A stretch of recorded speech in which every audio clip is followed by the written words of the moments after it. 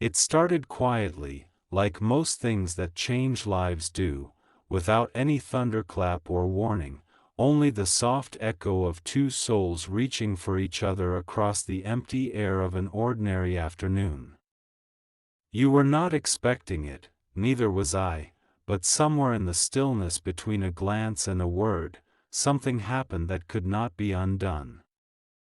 People like to believe that love always arrives clothed in logic, timing, or neat coincidences, but sometimes it appears unannounced, out of step with what is practical or socially acceptable. That was us.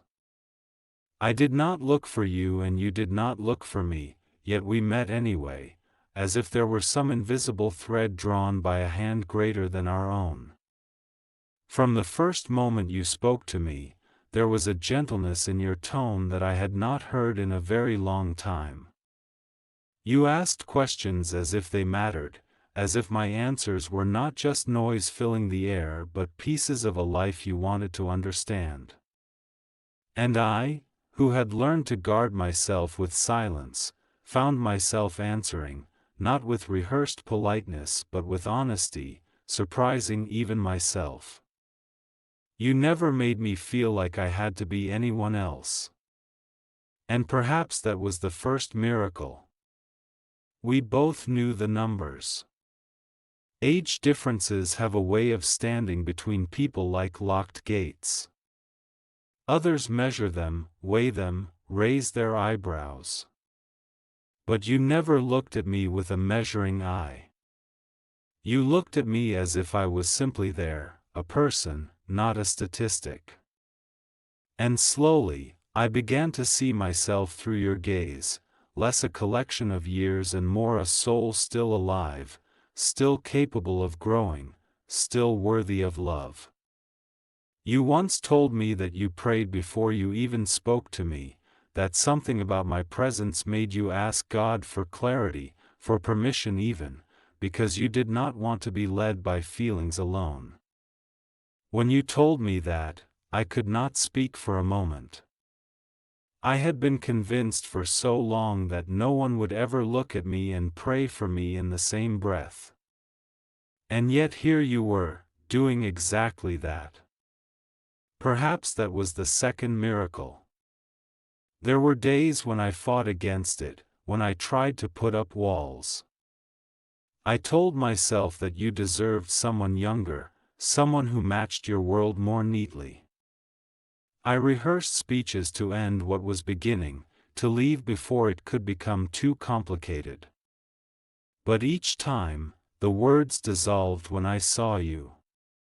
You would smile, not with some rehearsed charm but with the unguarded joy of someone who had chosen, and in that smile all my arguments fell apart. There was a tenderness in you that was not naive but brave. People misunderstand tenderness, they think it is softness, weakness even. But in you, it was a kind of courage, a choice to stay kind in a world that hardens people. And every time you reached for my hand, every time you listened without rushing, every time you looked at me as if I were a prayer answered rather than a problem to solve, I felt something inside me thawing. Love, I realized, is not always a bolt of lightning. Sometimes it is a slow healing. Sometimes it is a quiet yes. Still, there were nights when I wrestled with God. I asked him if it was right, if it was fair, if it was safe. I asked him why he would let our paths cross if the timing or the numbers would make everything so complicated. But over and over, a verse kept echoing in my heart: perfect love casts out fear. And slowly, the fear began to fade. Not because the world had changed, not because the numbers had disappeared, but because your love had begun to teach me that God does not measure worth the way people do. I started to believe, in ways I had never dared before, that I could be loved wholly, not despite my story but including it. You once said to me, "I don't just love who you are now. I love the years that made you. And that sentence undid me. It felt like grace. The world will never fully understand a love like this. They will whisper about age, about differences, about what is sensible. But they will not see the mornings when you pray for me before your eyes are even open. They will not see the way you carry my burdens in silence without needing recognition. They will not see the way you look at me, as if I am not a shadow of my years but the light still burning in them. They will not see how, in your presence, I am learning to be new. They will not see, but God sees. And because He sees, I am at peace. Sometimes I imagine telling our story years from now, when the scandal of difference has dulled into the quiet of routine. I imagine telling it not as a confession but as a testimony, that love is not bound by the mathematics of age, that God's timing does not always look like our timing, that two people can walk together even when the world expects them to walk apart. I imagine us sitting side by side, the years having left their marks on us both, yet our hands still intertwined. You will smile that same brave smile, and I will still feel the miracle of it. Because the truth is, you did not just fall in love with me, you called me back to life. There are no perfect stories. We will stumble, we will argue, we will have to explain ourselves more times than we want to. But I believe with a faith that surprises me that this is not an accident. I believe we were meant to meet, meant to teach each other something about grace, about patience, about courage. You are younger than me in years, but in so many ways you have taught me to be young again, not in the sense of pretending, but in the sense of hope, of openness. And I, older than you in years, hope that I have given you something too, a steadiness, a place to rest, a reminder that love can be deeper than novelty. Together, we are not just defying odds, we are living proof that love can write its own mathematics. I want you to know, hear in words that will outlast even our conversations, that I see you. I see your faith, your kindness, your persistence. I see the way you listen even when it is hard. I see the way you choose me when it would be easier not to. And I am grateful in ways I will never fully be able to express. If God wanted me to hear anything through you, it is this, that I am not forgotten, that love can still find me, that grace can still surprise me. And if God wanted you to hear anything through me, I hope it is this, that you are braver than you know, that your love matters, that you are already enough. So I am writing this now, not as a speech but as a living heartbeat on a page. This is me saying yes to the miracle we have been given. This is me saying that despite the noise, despite the numbers, despite the weight of other people's opinions, I choose to believe that what we have is not a mistake. This is me saying thank you, for praying, for waiting, for seeing, for loving. This is me saying that even though I never expected this, I am grateful that it found me. This is me saying that I love you too. And if anyone asks me years from now how it happened, I will tell them it started quietly, like most things that change lives do. I will tell them it began with a glance, a question, a prayer. I will tell them that God can still write stories the world does not expect. And I will tell them that once upon a time, someone younger than me, someone braver than me, someone who loved God enough to listen, fell in love with me, and I fell in love too.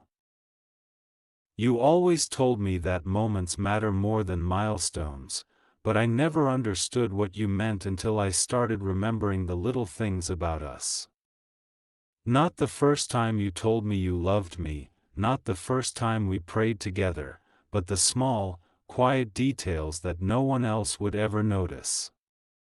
The way your fingers trace circles absent-mindedly on the back of my hand when you're thinking. The way your voice softens at the end of a prayer. The way you tilt your head slightly when you're listening so intently that the rest of the world could fall away and you would not hear it. These are the fragments of love that do not make it into stories but build the foundation of them. And every time they happen, I feel the walls I built around my heart crumble a little more. I find myself memorizing you, not out of fear that you will go away, but out of awe that you are here. There are days when we are apart and the world feels heavier. On those days, I catch myself reaching for my phone to see if you've sent a message, just a small string of words to remind me that you are thinking of me. And you always do. Sometimes it's a verse, sometimes it's a song, sometimes it's just, "Are you okay?" But each time, it lands like a whisper from God, "I have not forgotten you." I still remember the day you sent me that recording of your voice reading Psalm 27 aloud. You said you were praying it over me. I listened to it on repeat, tears slipping down my face, because no one had ever prayed over me like that before. No one had ever spoken words of Scripture into my life with such gentleness, as if you were handing me a gift. That was the night I stopped questioning whether what I felt was real. That was the night I knew that whatever this is, it was not born of passing fancy. It was something sacred. You once asked me if I thought God would bless us. I hesitated before I answered, because blessings rarely look like we expect. They are not always wrapped in ease or applause. Sometimes they are hidden inside difficult choices, inside the risk of vulnerability, inside the willingness to be misunderstood. But looking at you, I said yes. Not because I could predict the future, but because I had already seen the fruit of your heart. You are kind, you are steady, you are patient. Love is patient, the Scripture says, and you embody it even when you don't realize you do. You wait for me to find the right words when my own past rises up like a wall. You do not rush me. You do not demand. You simply stay, like an anchor in the storm. And I know anchors are not glamorous, but they are what keep ships from drifting away. You keep me from drifting away. Sometimes, late at night, I think about how strange this must seem from the outside. People like tidy love stories. They like symmetry, predictability, social approval. We have none of those things. We only have faith and choice. But maybe that's enough. Maybe love is not supposed to be tidy. Maybe it's supposed to be a little wild, a little daring, a little like stepping out of the boat onto the water, trusting that something greater than yourself will keep you from sinking. I have stepped out of the boat with you. My feet are trembling sometimes, but my heart is steady. Because you are steady. Because God is steady. I think of the day we first prayed together. It was not planned. You simply reached for my hands and bowed your head, and the next thing I knew, words were spilling from your lips like water.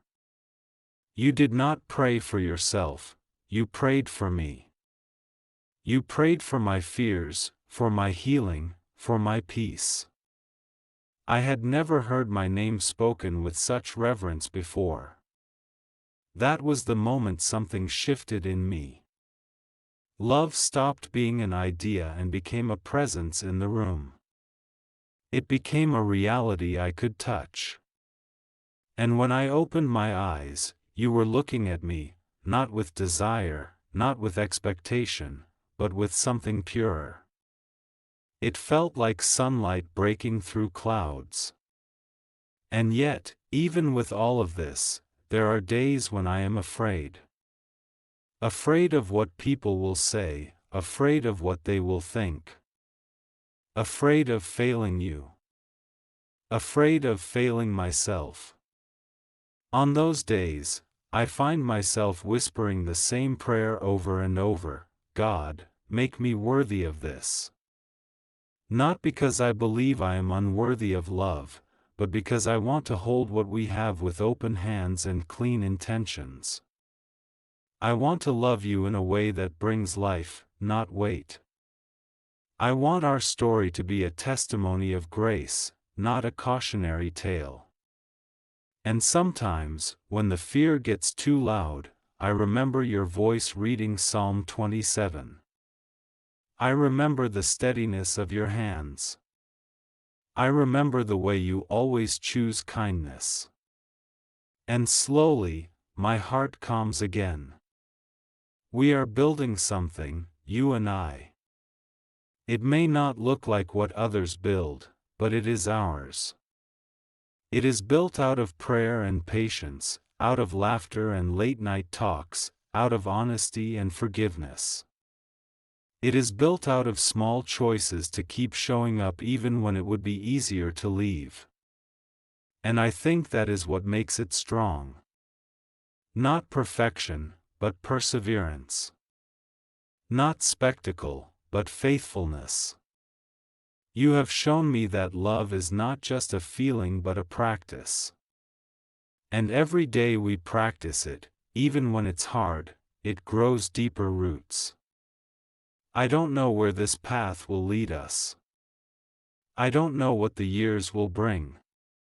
But I do know this: meeting you has already changed me. It has already taught me more about grace than any sermon. It has already reminded me that I am still alive, still capable of wonder, still capable of joy. And for that, I am grateful beyond words.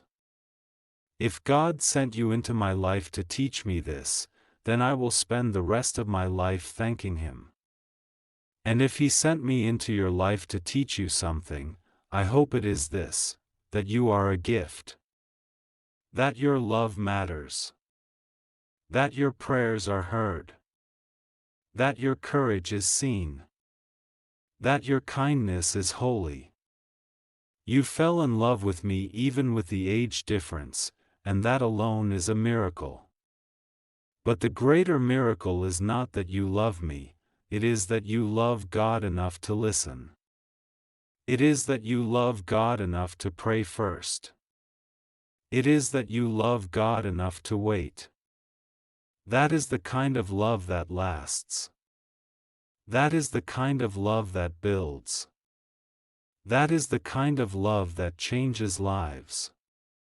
And so, here we are, still walking, still building, still choosing. Here we are, writing a story no one expected. Here we are, holding a gift we did not plan for but cannot imagine losing. Here we are, living proof that love is not bound by numbers, by timing, by what others think. Here we are, simply grateful. And as I write these words, I am smiling, because for the first time in a long time, I am not afraid of what tomorrow holds. Because tomorrow will hold you. Some nights, when I cannot sleep, I picture the first time you reached for my hand in a crowd. It was not romantic in the way people write about it, with fireworks or gasps, but it was steady, deliberate, like a promise. Your hand closed around mine with the gentleness of someone who knows the weight another person has been carrying. That is how I have always experienced you, as someone who does not rush, who does not grab, who does not take, but who offers. It was a small thing to anyone else, but to me it was a sign, a quiet language of its own. I am here. I see you. I am not afraid to stand next to you. And I think that's when the fear inside me began to loosen. Because you didn't just say you loved me, you made space for me. I remember the first time we sat under the same sky and prayed without words, just sitting there, breathing, letting silence do its work. The world kept moving, cars passing, people laughing, time itself rushing forward, but for a few minutes it was just us and the God who had written our paths long before we ever met. I remember thinking how strange and beautiful it was that someone so much younger than me could feel like home. And I remember thinking how strange and beautiful it was that God could take two completely different stories and weave them into one quiet moment like that. It didn't feel like an accident. It felt like something ancient, like we were stepping into a chapter already written. You once told me that when you first met me, you saw someone standing on the edge of their own life, afraid to step forward. You told me you prayed that God would give you the right words, the right patience, the right strength, because you didn't want to hurt me or rush me.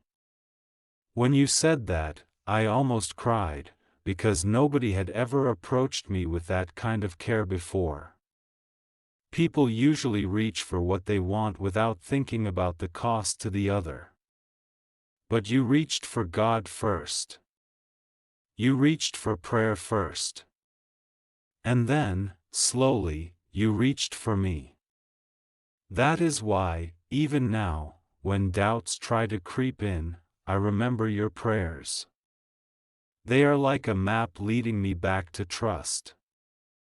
Sometimes I imagine our story from God's point of view. How many times did He cross our paths without us knowing? How many times did He plant small seeds of preparation in our hearts before we even spoke? How many times did He whisper to us to wait, to hold on, to be patient? And then, one ordinary day, our paths collided. I like to think of Him smiling when He saw that first moment. Not because He forces people together, but because He delights in seeing love take root, especially when it is rooted in kindness, patience, and prayer. We have both had to be brave in our own ways. You have been brave enough to love someone older, to face questions and whispers. I have been brave enough to let myself be loved again, to believe that my years are not a barrier but a testament. And together, our bravery has built something no one else can quite understand. People think love is easy. It is not. It is 1,000 small choices to stay, to forgive, to listen, to try again. But with you, those choices feel less like a burden and more like a privilege. I wake up and think, today I get to choose you again. And you, quietly, choose me again. That is the miracle. Do you remember that rainy afternoon when we walked without umbrellas, letting ourselves get soaked because the air felt too alive to hide from? You laughed, really laughed, the kind of laugh that comes from the belly, unplanned, unguarded. And for a moment I forgot everything else. The age, the whispers, the doubts, the future. For a moment it was just us, drenched and alive, walking side by side like children. That's what you've given me, moments where time doesn't matter. Moments where life is simply lived. Moments where joy is allowed to be louder than fear. You told me once that you don't just love me, you admire me. I didn't know how to respond because no one had said that to me in years. Love can sometimes be about comfort, but admiration is about respect. It means you see something in me worth honoring. And hearing that from you, someone who could so easily have looked at me as just a chapter in your life instead of a person with a whole history, meant more than you could know. It made me want to be better, not out of insecurity, but out of gratitude. It made me want to live up to the version of me you already believe in. There are times when we are quiet together, no words at all, and yet the silence feels full, not empty. You'll be reading or humming under your breath, and I'll be watching you, and in that quietness I feel something holy. The world can be loud and harsh, but our space is gentle. I never knew how healing gentleness could be until you. I never knew how much of God's love could be reflected in small, ordinary acts until you. We still have a long road ahead of us. We will still face questions. We will still have to explain ourselves. We will still need grace, for each other, for ourselves, for the world around us. But if there is one thing I have learned, it is that grace multiplies when it is shared. The more we forgive, the more we are forgiven. The more we choose kindness, the more kindness returns to us. And so, each day, we keep choosing. We keep building. We keep trusting that this story we are living is not a mistake. You once asked me what I think heaven will be like. I told you I don't know. But sometimes, when you are sitting across from me, praying softly under your breath, smiling at me like I'm something precious, I think maybe heaven will feel a little like this. Not because of the romance, but because of the peace. Because of the way love makes even the hard parts feel lighter. Because of the way God's presence shows up in the smallest details of our lives. I do not know how this story will be told years from now. Maybe it will be a testimony we share openly. Maybe it will be a quiet secret we carry in our hearts. But I do know this, meeting you has already been one of the greatest blessings of my life. Loving you has already been one of the bravest things I've done. Being loved by you has already been one of the most healing things I've experienced. And for that, I am thankful beyond words. You fell in love with me even with the age difference. You saw me when I thought I was invisible. You prayed for me when I could not pray for myself. You believed in me when I had stopped believing in much of anything. And through all of that, you have shown me a glimpse of how God sees us, not as numbers, not as mistakes, but as beloved souls worth redeeming, worth cherishing, worth fighting for.